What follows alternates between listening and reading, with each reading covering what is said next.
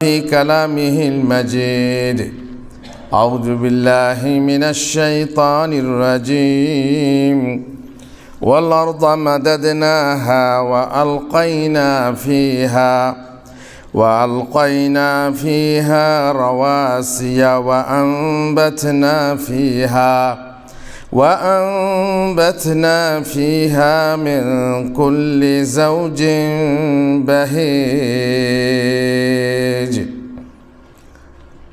উপস্থিত জুমার মুসল্লিগণ, ভাইরা ও মায়েরা, যাবতীয় প্রশংসা আল্লাহর জন্য। দরুদ বর্ষিত হোক মুহাম্মদুর রাসূলুল্লাহ সাল্লাল্লাহু আলাইহি ওয়াসাল্লামের উপর। আমি গত জুমাতে সূরা কাফ নিয়ে আলোচনা শুরু করেছি। বলেছি সূরা কাফ কেন রাসূলুল্লাহ সাল্লাল্লাহু আলাইহি সাল্লাম জুমার খুতবায় পাঠ করতেন, কি রয়েছে সূরা কাফের মধ্যে আর কি তার গুরুত্ব, যে সেটাকে প্রত্যেক সপ্তাহে প্রায় মুসলমানদেরকে শোনানো হতো। আমাদের হয় না, আমরা অন্যান্য নসিহত করি, অন্যান্য নসিহতও করা যায় যাচ্ছে, ঠিকই আছে। সূরা কাফের শুধু তেলাওয়াত তাও তো সঠিক নয়, কারণ তারা মানে বুঝতেন কিন্তু আমরা মানে বুঝি না, তাই তার মানে বোঝার একটা দরকার ছিল, সেই হিসাবে আমরা শুরু করেছি। আল্লাহ তাআলা সূরা কাফের 7 নম্বর আয়াতে বলছেন, ওয়াল আরদা মাদাদনাহা, আমি পৃথিবীকে বিস্তৃত করেছি। পৃথিবী গোল না চ্যাপ্টা, এ নিয়ে মতভেদ পুরনো যুগের থেকে চলে আসছে। বাস্তব ছবিতে আমরা যেটা দেখছি যে পৃথিবী হচ্ছে বলের মতো বা কমলা লেবুর মতো গোল, এটা বাস্তব। আর বিস্তৃত করার মানে হচ্ছে, বিছানা করার মানেই হচ্ছে গোলের মধ্যেই বিছানা। গোলটা যদি এত বিশাল হয়, কয়েক হাজার কিলোমিটার জুড়ে হয়, তো সেটাকে বিস্তৃত করা এবং গোল রাখা আল্লাহর কাছে কিছুই অসম্ভব নয়। পৃথিবীটা গোল হওয়া সত্ত্বেও বিস্তৃত, গোল হওয়া সত্ত্বেও বিছানার মতো আমরা বেশ সমান জমিনে চলে থাকি, অথচ ধীরে ধীরে এটা যে গোল সেটা হয়তো আমাদের অনেকে সৌর হয় না। অনেক ওলামা বলেছেন যে পৃথিবী গোল নয়, আর পৃথিবী গোল তা বিশ্বাস করা যাবে না, সেটা একটা মত। কিন্তু আরেকটা মত অন্য শ্রেণীর ওলামারা যারা বলেন, কোরআন হাদিসে এমন স্পষ্ট কোথাও নেই যে পৃথিবী গোল নয়, বরং আল্লাহ তাআলা ইউকাউবিরুল লাইলা ওয়ান নাহার, ইউকাউবির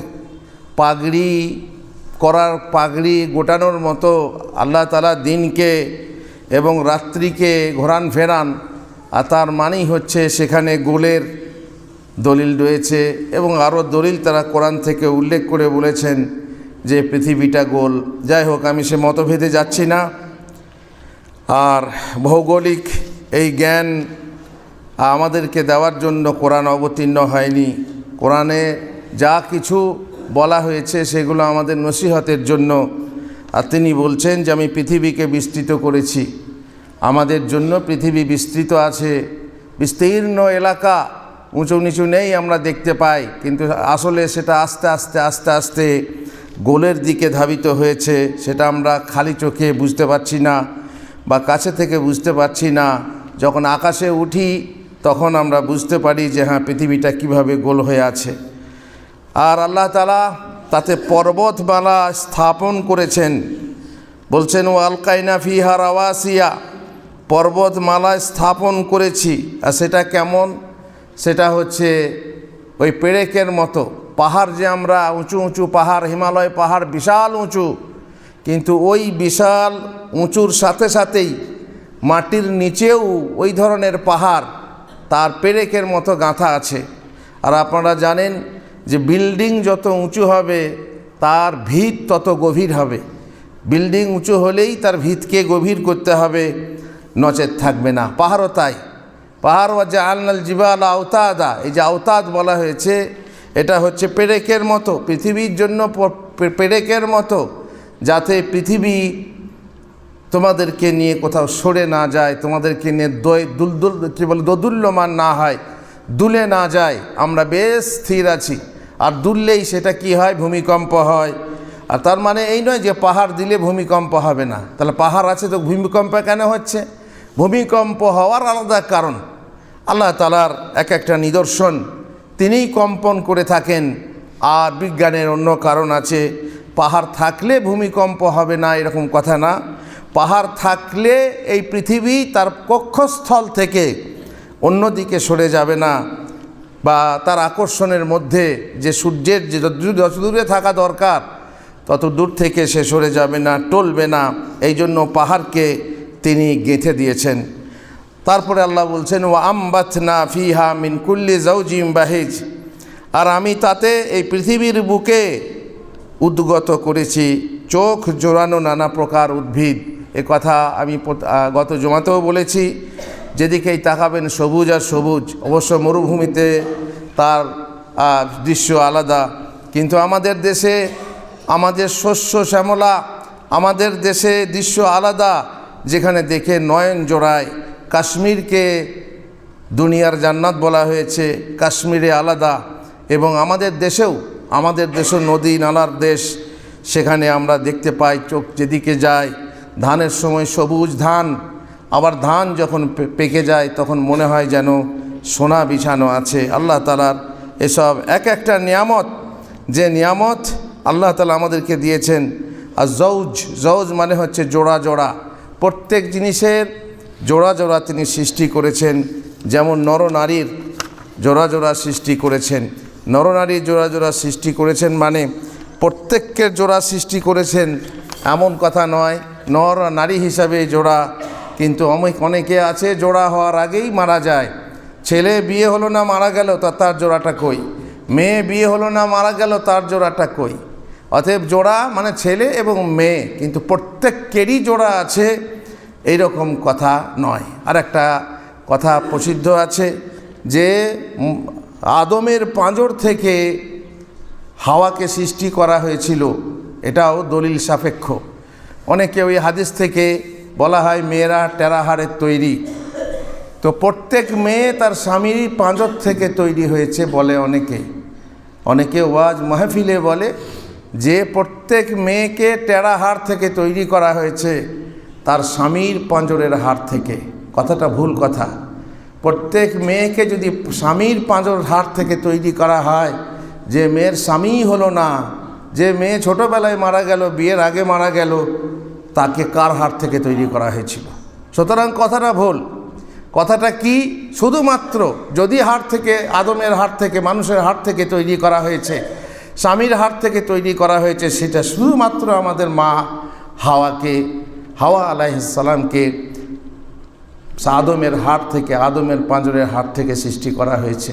তবু হাদিসে আছে যে এটা অবশ্য লম্বা একটা কথা আছে যে সেটা আসলে হাড় থেকে তৈরি নাকি এটা শুধুমাত্র উদাহরণ দেওয়ার জন্য বলা হয়েছে।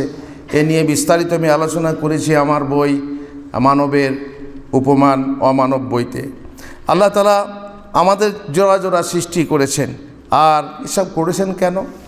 আল্লাহ তাআলা বলছেন তাবসিরাতাও ওয়া যিকরা লিকুল্লি আবদিম মুনিব, আল্লাহ অভিমুখী প্রত্যেক ব্যক্তির জন্য, যারা আল্লাহতে ঈমান রাখে, আল্লাহর প্রতি অভিমুখ করে, আপদে বিপদে আল্লাহকে ডাকে, আল্লাহর কাছে দোয়া করে, আল্লাহর ইবাদত করে, এইসব প্রত্যেক বান্দার জন্য আল্লাহ জ্ঞান রেখেছেন এবং উপদেশ রেখেছেন। এইসব দেখো এবং আল্লাহকে চিন্তা করো।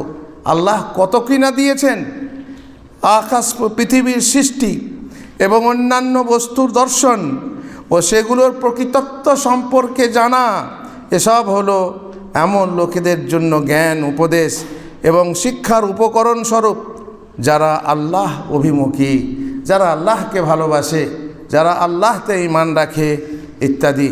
অতএব ফাবিআইয়ি আলাই রাব্বিকুমা তুকাজ্জিবান, তোমরা আল্লাহর দেওয়া কোন নিয়ামতকে মিথ্যা জ্ঞান করবে হে জিন ও ইনসান। আল্লাহ তাআলা তার পরের আয়াতে বলছেন 9 নম্বর আয়াতে, ওয়ানাজ্জালনা মিনাস সামাই মাআম মুবারাকা ফাআমবাতনা বিহি জান্নাতিন ওয়া হাব্বাল হাসিদ। আর আকাশ থেকে আমি বর্ষণ করি কল্যাণকর বৃষ্টি এবং তার দ্বারা আমি সৃষ্টি করি বহু বাগান ও পরিপক্ক শস্যরাজি। আমরা দেখতে পাচ্ছি বাগান, যেদিকেই যাবেন শুধু বাগান হয়ে আছে। যারা বাগান রাখে না তার আলাদা কথা, কিন্তু যেখানে বাগান তৈরি হয়েছে, বনভূমি তৈরি হয়েছে, কোথাও বাগান আছে আমের বাগান, কোথাও খেজুরের বাগান। সৌদি আরবে অবাক লাগবে, এত লম্বা বিশাল সবুজ হয়ে আছে খেজুরের বাগান। এই পরিপক্ক শস্যরাজি আমাদের ধান, গম ইত্যাদি, এই শস্য কাটা শস্য বলতে সেই ক্ষেতগুলো যেগুলো থেকে গম, ভুট্টা, জোয়ার, বাজরা, ডাল, ধান ইত্যাদির ফসল হয় এবং তা সুরক্ষিত করে রাখা হয়, যেটাকে আমরা বলে থাকি শস্য। আর তিনি সৃষ্টি করেছেন ওয়ান্নাখলা বাসিকাতিন লাহা তালউন নাদীদ, উঁচু উঁচু খেজুর বৃক্ষ, আর যাতে আছে কাঁদি কাঁদি খেজুর। কাঁদি কাঁদি খেজুর যারা সৌদি আরবে গেছেন কিংবা আপনারা দেখেছেন ছবিতে, আজকাল সব কিছুই দেখা যায়, কত কত বিশাল বিশাল বাগান। আমরা নিজের চোখে সেই বাগানে ঘুরে বেরিয়ে নিজে গাড়ি চালিয়ে দেখেছি, কত বিশাল বিশাল বাগান। আর খেজুরের সময় কি লাল হলুদ খেজুর, সবুজের সময় সবুজ খেজুর, এত বড় বড় কাঁদি। আর সেসব দেখে সত্যিই অবাক হয়, অবাক হতে হয় মানুষকে। আর আল্লাহ তাআলার প্রশংসা করতে হয় যে আল্লাহ তাআলা কিভাবে ওই আরব দেশে, যেখানে ধানের মতো ফসল হয় না, যেখানে এখন প্রধান খাদ্য ধানের চাল হয়ে গেছে, যেখানে প্রধান খাদ্য ছিল খেজুর এবং গম, আর এখন প্রধান খাদ্য হয়েছে চাল। যদিও সেখানে চালের প্রোডাকশান বেশি নেই, সামান্য পরিমাণ আছে, আর সারা বিশ্ব থেকে সেখানে চাল যাচ্ছে, চাল হয়ে গেছে তাদের প্রধান খাদ্য। যে চাল আমরা খেতে পাই না, তারা টাকার জন্য খাচ্ছে, তারা কিনে খাচ্ছে। সেই দেশে খেজুর গাছ দেখলে বহু মানুষ, সারা বিশ্বে সেই খেজুর দান করা হয়। একজন মানুষ আছেন দানশীল মানুষ, সারা বিশ্বের জন্য গরিব দেশগুলোতে খেজুর বিতরণ করে থাকেন রমজান মাসে। আল্লাহু আকবার। সেই খেজুরের বাগানকে তিনি ওয়াকফে করে রেখেছেন এবং তাতে কত সওয়াব লাভ হয় আল্লাহ জানেন।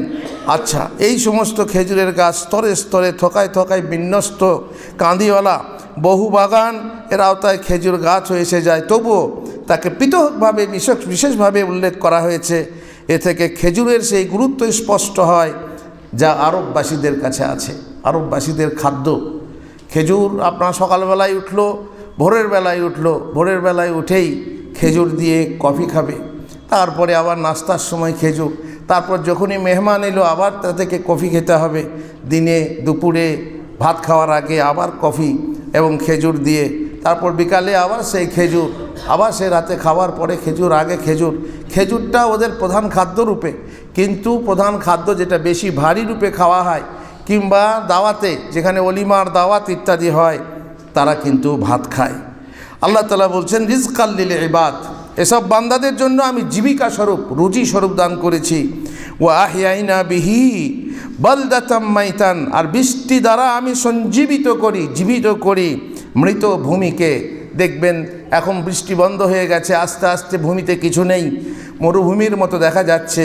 যখন বৃষ্টি বর্ষিত হবে আকাশ থেকে, তখন ভূমি সঞ্জীবিত হবে এবং তার থেকে সেই ঘাসের শেকড় থেকে বা কোনো বীজ থেকে কিংবা দানা থেকে আবার নতুন করে গাছ উদ্গত হবে, ঘাস উদ্গত হবে।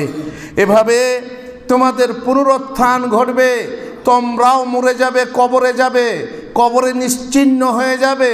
অতঃপর তোমাদের এমন একটা অংশ নিয়ে তোমাদেরকে ওই ঘাস গজানোর মতো, ওই কি বলে অঙ্কুর উদ্গত করার মতো তোমাদেরকে উদ্গত করা হবে কবর থেকে।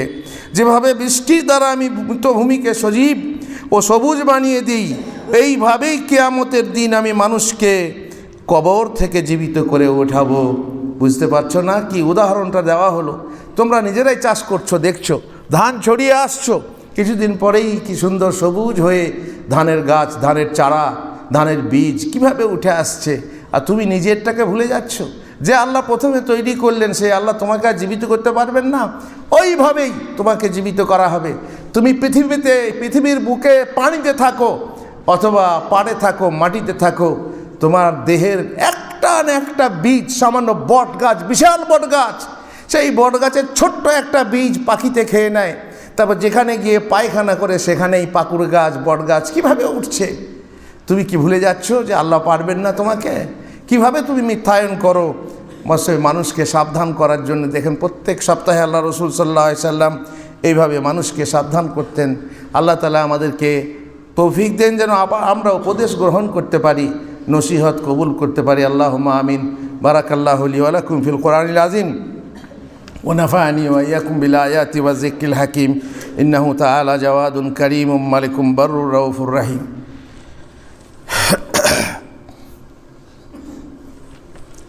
আলহামদুলিল্লাহ রাব্বিল আলামিন ওয়াসসালাতু ওয়াসসালামু আলা রাসূলিহিল কারীম ওয়া আলা আলিহি ওয়া সাহবিহি আজমাইন। না, তবুও মানুষ বিশ্বাস করে না, মানুষের বিশ্বাস হয় না। মানুষ জানছে তবুও পুনরুত্থান ঘটবে, আবার আল্লাহর সামনে দাঁড়াতে হবে, উজুতে হবে, বুঝুতে হবে, তবুও বিশ্বাস হয় না। নবী এলেন, কিতাব অবতীর্ণ হলো, তবুও মানুষের বিশ্বাস হয় না। এসব উপাখ্যান, এসব পুরনো কথা, আবার আমাদেরকে আল্লাহর কাছে ফিরে গিয়ে হিসাব দিতে হবে, এসব পুরনো কথা বলে সবাই মিথ্যায়ন করলো। আমাদের শেষ নবীকেও মিথ্যায়ন করা হলো। আল্লাহ তাআলা বলছেন, কাযযাবাত কাবলাহুম কওমু নূহিন ওয়া আসহাবুর রাসসি ওয়া সামুদ। তাদের পূর্বেও মিথ্যা গান করেছিল নূহের সম্প্রদায়, রাস ও সামুদ সম্প্রদায়, এরাও মিথ্যায়ন করেছিল। তারাও আল্লাহকে মিথ্যা ভেবেছিল, তারাও নবীকে মিথ্যা ভেবেছিল। আসহাবুর রাস সম্প্রদায়ের নির্দিষ্টকরণের ব্যাপারে মুফাসসিরদের মাঝে বড়ই মতভেদ রয়েছে। আর ইমাম ইবনে জারির তাবারি সেই উক্তিটিকেই প্রাধান্য দিয়েছেন, যাতে তাদেরকে আসহাবে উখদুদ, যেটা সূরা বুরুজের মাঝে কুণ্ডের অধিপতি বলা হয়েছে, যার আলোচনা রয়েছে সূরা বুরুজে, সেই আগুন গর্ত খুঁড়ে মোমেনদেরকে যে ফেলে শাস্তি দেওয়া হয়েছিল, তারাই হচ্ছে আসহাবুর রাস। আর সামুদের ব্যাপার আপনারা জানেন, যাদের মাঝে সালেহ আলাইহিস সালাম নবী হয়ে গিয়েছিলেন এবং তাদের মুজিজা ছিল উট। তারা চেয়েছিল, তোমাকে বিশ্বাস হয় না, তুমি আমাদেরকে হেদায়েত করছো, তুমি আল্লাহর নবী বলছো, ঠিক আছে, তুমি দেখাও তো, এই পাহাড় থেকে একটা উটনি বের করে দেখাও, দুধের উটনি হবে, আমরা দুধ খাবো। এই যে কি আর বলবো, ঈসা আলাইহিস সালামকে কি বললো যে আকাশ থেকে কি পাঠাতে হবে না, খাঞ্চা, একবারে খানা দিয়ে সাজানো টেবিল পাঠাতে হবে, খাঞ্চা ভরা খাবার পাঠাতে হবে। ঈসা আলাইহিস সালামকে বলা হলো। মুসা আলাইহিস সালামকে কত বলা হলো? মুসা আলাইহিস সালাম নয়টা নিদর্শন মুজিজা আনয়ন করলেন, তবুও টেরা হার আর সোজা হলো না। টেরা কুকুরের লেজ, আর ঘি দিয়ে মরলেও, পুরনো সর্ষে তেল, পুরনো ঘি দিয়ে মরলেও সোজা হলো না। তারা মিথ্যা জ্ঞান করেছিল। এইভাবে আল্লাহ তাআলা বলছেন যে নূহ আলাইহিস সালাম 950 বছর, আল্লাহু আকবার, 950 বছর বেঁচে থেকে সবাইকে নসিহত করতে থাকলেন, কিন্তু না, পরিশেষে যতক্ষণ পর্যন্ত না তারা আযাব দেখলো এবং পানিতে, বন্যাতে, তুফানে ধ্বংস হয়ে গেল, তার আগে পর্যন্ত তারা বিশ্বাস করল না। সুতরাং এই তো অবস্থা। তেমনি আদ, ফেরাউন, ইখওয়ানে লূত, আদ, ফেরাউন এবং লূত সম্প্রদায় তাদের নবীকে বিশ্বাস করলো এবং আল্লাহকে অবিশ্বাস করলো। ওয়াসহাবুল আইকাতি ওয়া কওমু তুব্বা, এইভাবেই আইকার অধিবাসী ও তুব্বা সম্প্রদায়, কুল্লুন কাযযাবার রাসূলা ফাহাক্কা ওয়াঈদ, তারা সবাই রসুলদেরকে মিথ্যাবাদী বলেছিল, ফলে তাদের উপর আমার শাস্তির প্রতিশ্রুতি সত্য হয়ে গেছে। যারা মিথ্যায়ন করেছিল তাদেরকে ধ্বংস করে দেওয়া হলো। সামুদ জাতিকে ধ্বংস করে দেওয়া হয়েছে, তারপরে তুব্বা জাতিকে ধ্বংস করে দেওয়া হয়েছে। সমস্ত জাতিকে আইকা বলা হয়, আইকা যেটা আসহাবুল আইকা বলা হয়েছে। আইকা হচ্ছে জঙ্গল, আইকা হচ্ছে জঙ্গল। সোয়াইব আলাইহিস সালামের জাতি ও মাদিয়ান শহরের আশেপাশের বাসিন্দাদেরকে বোঝানো হয়েছে। আরও বলা হয় যে আইকা হচ্ছে ঘন ডাল পাতা বিশিষ্ট গাছ, আর এই রকম একটি গাছ মাদিয়ানের উপকণ্ঠে ছিল, মাদিয়ান শহরের, যার পূজা করা হতো, গাছ পূজা করা হতো। গাছ পূজা সৌদি আরবেও হতো এই যে ওয়াহাবি ওয়াহাবি করি, মোহাম্মদ বিন আব্দুল ওয়াহাব রাহেমাহুল্লাহ যখন এসেছেন, তার দোষ কি? কেন মাজারিরা, কেন পূজারীরা তাকে গালাগালি করে এবং কাফের বলে? যেহেতু তাদের পূজা বন্ধ করে দিয়েছিল। গাছ পূজা, মেয়েরা গাছ পুজত, গাছের খেজুর গাছ যেটা সাঁড়া গাছে জড়িয়ে ধরে বলতো ইয়া ইয়া ফাহলাল ফহুল আবগাল বাল কাবলাল হাউল, এই বনস্পতি, ও হে বনস্পতি, বছর ফেরার আগে আমি চাহি নিজপতি। তার মানে বছর ফেরার আগে যেন আমার স্বামী হয়। দুঃখের বিষয় এইভাবে, যেমন ওরা অমুক পূজা করে তমক পূজা করে ভালো স্বামী পাওয়ার জন্য। আমিও দেখেছি মদিনার বুকে যখন রাসূলুল্লাহ সাল্লাল্লাহু আলাইহি ওয়াসাল্লামের কবরের পাশে বসে পড়াশোনা করেছি ফাঁকার সময়, তখন কখনো দেখেছি রেলিংয়ের ভিতরে কাগজ পড়ে আছে, আর সেই কাগজ তুলে নিয়ে কুড়িয়ে দেখেছি এক মেয়ের পাঠানো কাগজ, তাতে লেখা আছে ইয়া রাসূলুল্লাহ, আমি যেন একটা ভালো স্বামী পাই। কার কাছে চাইছে? আল্লাহর দরবার ছেড়ে বিশ্বাস হয় না সরাসরি এই পীর মাজার, তারপরে ঠাকুর মূর্তি এবং গাছরা। আমাদের গাছ পূজা, আল্লাহু আকবার। কোনো গাছে জুতো ঝোলানো আছে, কোনো গাছে সুতো বাঁধা আছে, কোনো গাছে গামছা ঝোলানো থাকে, কোনো গাছ কুলো বাঁধা আছে, কত রকমভাবে গাছ পূজা হচ্ছে। এইভাবে নানা রকম পূজা চলতে থাকে এক এক নিয়তে।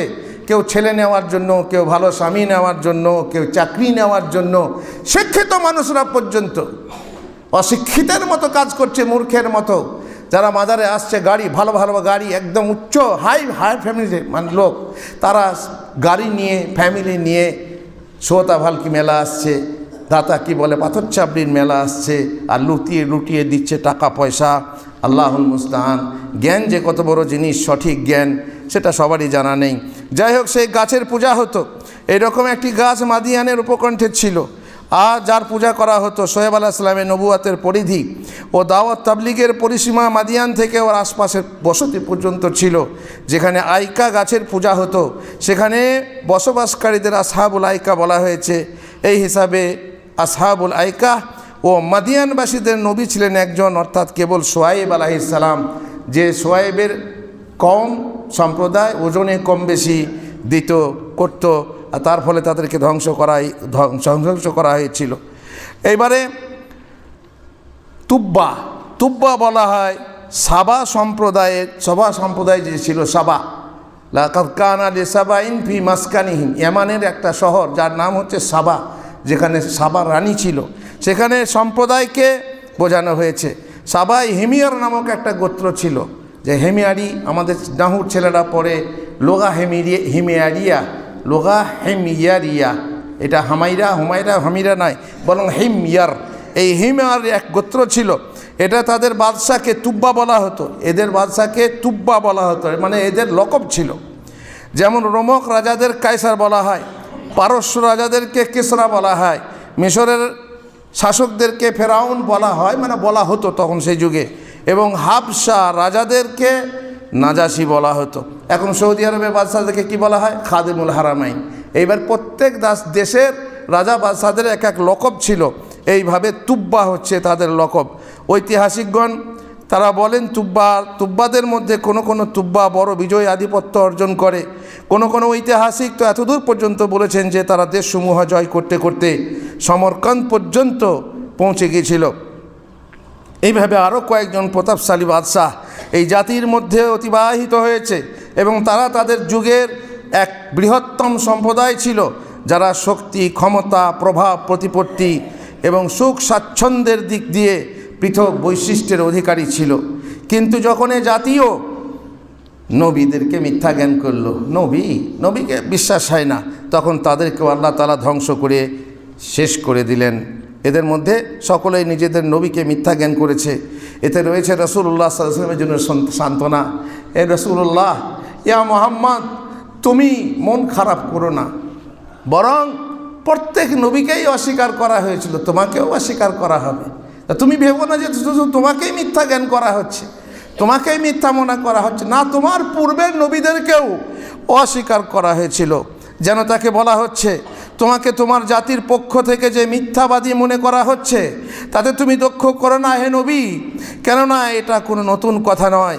তোমার পূর্বের নবীদের সাথে তাদের জাতিরাও এরূপ আচরণই করেছে, একই আচরণ। অন্যদিকে মক্কাবাসীদেরকে সতর্ক করা হচ্ছে, এই মক্কাবাসীরা, পূর্বের জাতিরা তাদের নবীদেরকে মিথ্যাবাদী মনে করার কারণে তাদের পরিণাম কি হয়েছে দেখে নাও। আমি তাদের সাথে কিভাবে তাদেরকে ধ্বংস করেছি, তোমরাও সাবধান হয়ে যাও। তোমরাও যদি আমার নবীকে মিথ্যায়ন করো, তোমরাও কি এই রকম পরিণাম পছন্দ করবে? তোমরাও কি চাও যে তোমাদের ওপরে পাহাড় দিয়ে তোমাদেরকে পিষে মেরে দেওয়া হবে?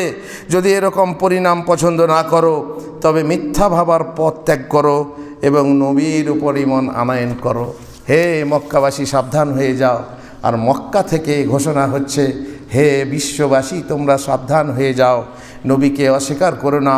সর্বশেষ নবী যিনি এসেছেন তোমাদের মাঝে, আসছে কেয়ামত, কেয়ামতের আগে তোমরা সতর্ক হয়ে যাও। সমস্ত ধর্মের মানুষকেই আহ্বান যে তোমাদের অবিশ্বাস আছে যে শেষ নবীর প্রতি। এমনকি কিছু লোক যারা নিজেদের নবীদেরকে বিশ্বাস করে, খ্রিস্টানরা ঈসাকে মানে, ইহুদিরা হয়তো মুসাকে মানে, সুলেমানকে মানে, আর আমরা সবাইকে মানি। শেষ নবী সবাইকেই মানেন, আর আমরা সব নবীকেই মানি। আর তোমরা শেষ নবীকে যখন মানছ না, তখন জেনে রেখো জান্নাতে যাওয়ার পথ একটাই, আর সেটা হচ্ছে শেষ নবীকে বিশ্বাস করেই জান্নাত যেতে পারবে, নচেত জান্নাতের দরজা আর কারোর জন্য খোলা নেই। আল্লাহ আমাদেরকে হেদায়েত করুন, আল্লাহ আমাদেরকে পথ দেখান। আল্লাহুম্মা আমিন। আল্লাহুম্মা সাল্লি আলা মুহাম্মদ ওয়া আলা